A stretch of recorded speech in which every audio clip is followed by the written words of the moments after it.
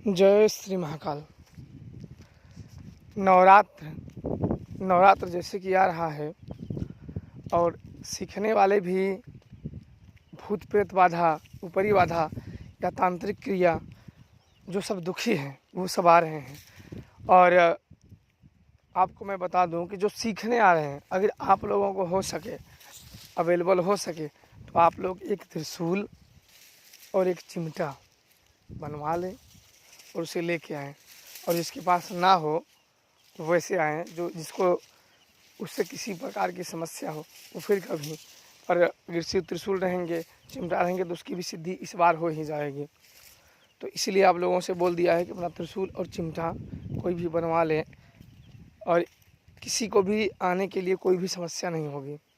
क्योंकि 1 अप्रैल से 13 अप्रैल से नवरात्र है, तो 1 अप्रैल से ही फ़ोन वोन रहेंगे, क्योंकि किसी में लोगों को भटकने के लिए कोई ज़रूरत नहीं है। जहाँ पे भटके तुरंत डायरेक्ट फ़ोन लगा सकते हैं, उसमें कोई दिक्कत वाली बात नहीं है। और अपने मंत्रों का, जो मंत्रों को जागृत करना है, वो मंत्रों को जाप करते रहो, पूरा कंठस्थल कर लो। ऐसा नहीं कि आप ज़रूरत पड़ने पे मंत्र ही भूल जाओ और आपको याद ही ना आए, तो उससे बड़ा दुख भरा बात कोई नहीं होगा। कि आप इन मौके पे बहुत लोगों के साथ ऐसा होता है, वो याद तो करते रहते हैं, सुना भी देते हैं, लेकिन जब अपने की बारी आती है तो वहाँ वो आधा ही बोल पाते हैं और आधा जैसे उनसे कोई छीन लिया है या चुरा लिया है। आधा % उनके ज्ञान का, उनके बुद्धि का पकड़ हट जाता है। बोलते हैं इसके आगे क्या था। जब साधना में इन वक्त पे आप अगर मंत्रों को भूल जाओगे तो फिर किसी काम का नहीं है। तो इसलिए आप लोग मंत्रों को पूरी तरीके से कंठस्थल कर लो। और आने के बाद एक चीज़ आपको चेतावनी दे रहा हूँ कि जब तक जाप में रहो, जब तक मैं आके आपको आँख खोलने के लिए ना कहूँ, आप आँख ना खोलें।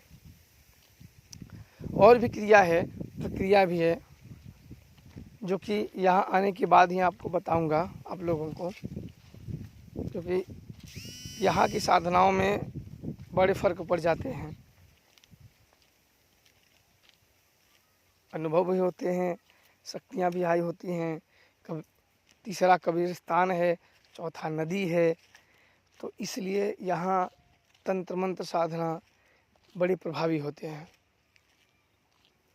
और इसीलिए सोच विचार के ही करना चाहिए। और ये सब शक्तियाँ सिद्ध करने के बाद लोगों को समय समय पे बताया जाए कैसे इनको प्रयोग करना है, कैसे काम लेना है, दूसरों की सुरक्षा कैसे की जाए, भूत प्रेत कैसे हटा जाए, भूत प्रेत को किसी का पकड़ लिया है तो उसको कैसे हटाया जाए।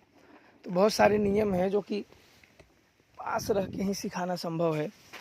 क्योंकि अगर पास रह के नहीं सिखाएंगे तो फ़ोन पे एक एक आदमी को कोई इतना बता ही नहीं सकता है। इसलिए नवरात्र में बोला ही है कि एक साथ जो हटाने की प्रक्रिया है, जो भूत प्रेत हटाने का उपाय है, वो सभी को ज्ञात हो।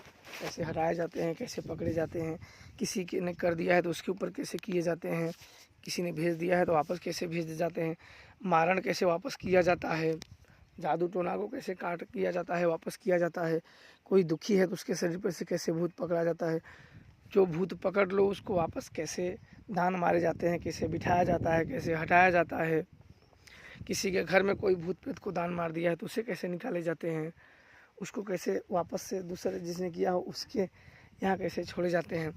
तो इसलिए एक साथ ही रहेंगे तो बताने में अच्छा लगेगा, सबको समझाने में। और फ़ोन पे कौन एक आदमी को बताएगा इतना। तो इसलिए नवरात्र उत्तम दिन है, माता का दिन है, सिद्धियों की उत्तम दिन है, साधनाओं का, ज्ञान का, समर्पण का भाव, ये सब आने चाहिए ताकि आप उन साधनाओं में सफल हो जाओ।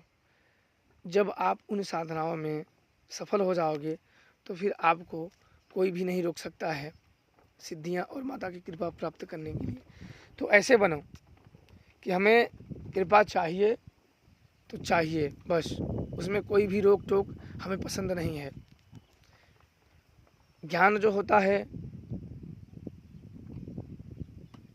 वो लेके चलो और मन में समर्पण। अगर ज्ञान ही बुद्धि में वास करेंगी तो आपके अंदर समर्पण का भाव नहीं आएगा। जब आपके अंदर समर्पण का भाव नहीं आएगा तब तक आप शक्तियों की कृपा नहीं कर सकते। इसलिए समर्पण का भाव आप लोगों के पास पहले आना चाहिए, फिर समर्पण जब आ गया तो शक्तियों की कृपा हो ही जाएगी। तो आज के लिए बस इतना ही। आप लोग खुश रहिए। माता रानी और महादेव की आप सब पे कृपा बनी रहे। जय श्री महाकाल।